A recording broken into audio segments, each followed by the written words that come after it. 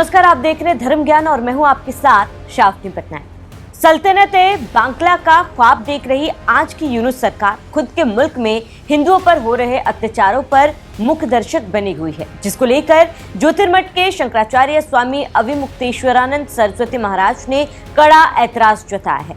आलम यह है कि भारत में बैठी बांग्लादेश की पूर्व प्रधानमंत्री शेख हसीना शंकराचार्य की आंखों में खटक रही है। ऐसे में क्या शेख हसीना की घर वापसी होनी है या फिर पीएम मोदी के हाथों एक नया बांग्लादेश का नक्शा खींचना है? शंकराचार्य की जुबान से असली और नकली गाय के बीच का फर्क क्या कहता है, इसी पर देखिए आज की स्पेशल रिपोर्ट। शेख हसीना के खिलाफ शंकराचार्य की हुंकार, बंगाली हिंदुओं के साथ मची मारकाट पर कड़ा ऐतराज, खंड खंड होते बांग्लादेश का नया नक्शा। देखिए सिर्फ धर्म ज्ञान पर। जिस दिन से शेख हसीना भारत में पधारी हैं, तभी से बांग्लादेश के कट्टरपंथी गिरोह बंगाली हिंदुओं के खून का प्यासा बने हुए हैं। छात्र आंदोलन में शेख हसीना का तख्ता पलट क्या हुआ? रातों रात एक्टिव हुई कट्टरपंथी ताकतों के निशाने पर मुल्क का अल्पसंख्यक आ गया। हिंदू मंदिरों में तोड़फोड़, हिंदू लड़कियों के साथ हैवानियत, हिंदू घर दुकानों में लूटपाट और दीपू चंद्र दास नामक हिंदू युवक को लेकर जो नियम। आलम यह है कि अब तक बांग्लादेश में बंगाली हिंदुओं के साथ मची मारकाट थमने का नाम नहीं ले रही। अब तक हिंदुओं की हत्याएं की जा रही है, जिसको लेकर शंकराचार्य अविमुक्तेश्वरानंद सरस्वती महाराज ने अपनी कड़ी नाराजगी जाहिर की है। जुलाई 2024 के बाद से शेख हसीना भारत में रह रही हैं। उस दिन से लेकर अब तक बांग्लादेश में यूनुस सरकार और कट्टरपंथी ताकतों का आतंक चरम पर है। एक तरफ जहां शेख हसीना पर गद्दारी का इल्जाम लगाकर कोर्ट द्वारा सजाए मौत का ऐलान हो चुका है, दूसरी तरफ उनकी पार्टी अवामी लीग के चुनाव लड़ने पर बैन लगा दिया गया है। इन सब के बीच मोदी सरकार को आंख दिखा रही बांग्लादेश के इस्लामिक गिरोह सल्तनत-ए बांग्ला तो तुर्की एनजीओ से समर्थित बताया जाता है। उसके यहाँ से ग्रेटर बांग्लादेश का नक्शा जारी किया गया, जिसमें भारत के पूर्वोत्तर राज्यों को दिखाया गया है, जिसका मतलब ये है कि भारत के चुकन्नेक पर बांग्लादेश की बुरी नजर है। दरअसल मुल्क में कट्टरपंथी विचारधाराओं को पुनर्जीवित करने की कोशिश की जा रही है। उन युवाओं को आगे लाया जा रहा है जो ग्रेटर बांग्लादेश के निर्माण के पक्ष में है। देखा जाए तो यूनुस सरकार में अगर भारत के साथ दूरी बढ़ती जा रही है, तो वहीं पाकिस्तान को फिर से अपना दोस्त बनाया जा रहा है। पाकिस्तानी अधिकारियों के लिए वीजा नियमों में ढील दी गई, इस्लामाबाद के लिए समुद्री मार्ग भी खोल दिए गए, जमात-ए-इस्लामी पर लगे प्रतिबंध को हटा दिया गया। 100 बात की एक बात ये कि आज के बांग्लादेश में हिंदू समुदाय मौत की कगार पर खड़े हैं, जिसे देखते हुए शंकराचार्य ने शेख हसीना को देश से बाहर निकाले जाने की वकालत की। उनका साफ कहना है कि शेख हसीना को शरण देने से बांग्लादेश में हिंदुओं पर अत्याचार हो रहे हैं। अगर सरकार हिंदुओं की रक्षा करना चाहती है तो उसे तुरंत शेख हसीना को देश से बाहर निकाल देना चाहिए। जब दलाई लामा ने शरण मांगी थी तो नेहरू सरकार ने उन्हें शरण दी थी। मौजूदा सरकार को यह साफ करना चाहिए कि क्या शेख हसीना ने शरण मांगी थी, शेख हसीना को किस वजह से शरण दी गई। सरकार को इस मामले पर संसद में प्रस्ताव लाकर अपना रुख साफ करना चाहिए। सरकार को या तो हिम्मत दिखानी चाहिए और बांग्लादेशी सरकार को साफ शब्दों में कहना चाहिए कि हिंदुओं पर अत्याचार बर्दाश्त नहीं किए जाएंगे, या फिर शेख हसीना से देश छोड़ने के लिए कहना चाहिए।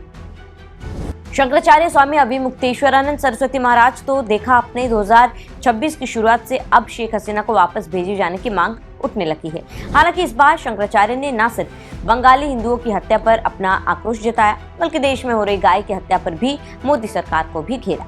उन्होंने सरकार की गौरक्षा नीति को आईना दिखाते हुए ये कहा कि अगर सुधांशु त्रिवेदी और बीजेपी यह जानते हैं तो उन्हें बोस इंडिकस को मारने पर बैन लगाना चाहिए। मिथुन के नाम पर सबको मांस खाने की इजाजत नहीं दी जा सकती। हालांकि ऐसा लगता है कि बीजेपी नेता बोस इंडिकस और मिथुन में फर्क करके पूरे भारत, जिसमें नॉर्थ ईस्ट भी शामिल है, में गाय खाने को सही ठहरा रहे हैं। शंकराचार्य स्वामी अविमुक्तेश्वरानंद सरस्वती महाराज वैसे इस बार खुद शंकराचार्य ने असली और नकली गाय के बीच का अंतर भी बताया।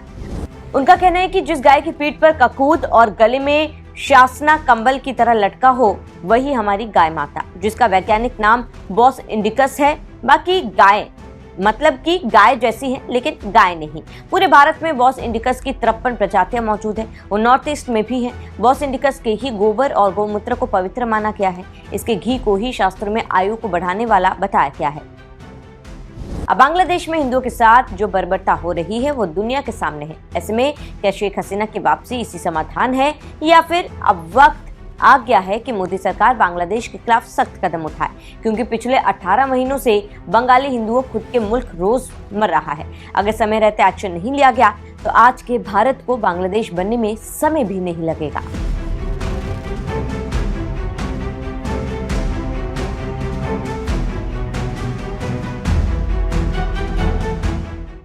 साथियों, आज देश स्टार्टअप रिवॉल्यूशन में अपना भविष्य देख रहा है। अगर मैं आपसे पूछूं कि स्टार्टअप इतने मायने क्यों रखते हैं, तो शायद आप सबके अलग अलग जवाब होंगे। कोई कहेगा भारत दुनिया का सबसे युवा देश है, इसलिए स्टार्टअप्स के लिए अपॉर्चुनिटीज हैं। किसी का उत्तर होगा भारत दुनिया की सबसे तेजी से ग्रो कर रही मेजर इकोनॉमी है, इसलिए स्टार्टअप्स के लिए नए अवसर हैं।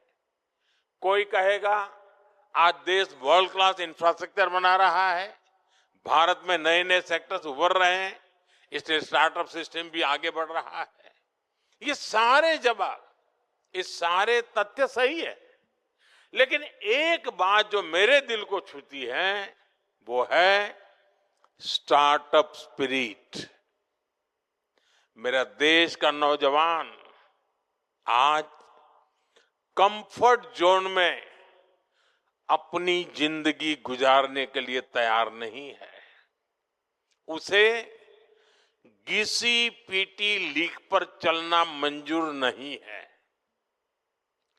वो अपने लिए नए रास्ते खुद बनाना चाहता है, क्योंकि उसे नई मंजिलें चाहिए, नए मुकाम चाहिए। और साथियों, नई मंजिलें मिलती कैसे हैं?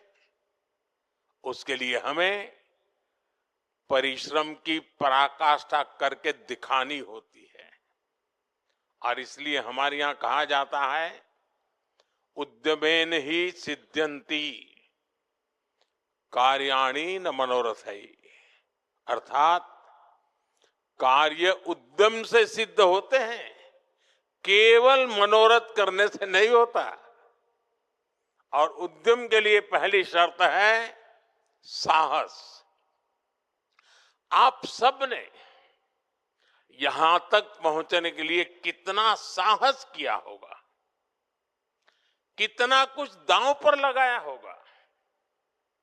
पहले देश में रिस्क टेकिंग को डिस्करेज किया जाता था, लेकिन आज रिस्क टेकिंग मेन स्ट्रीम बन गया है।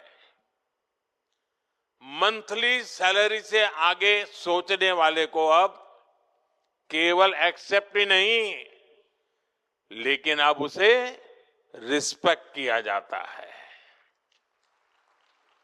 जिन रिस्क टेकिंग आइडियाज को पहले लोग फ्रिंज मानते थे, वो अब फैशन बन रहा है।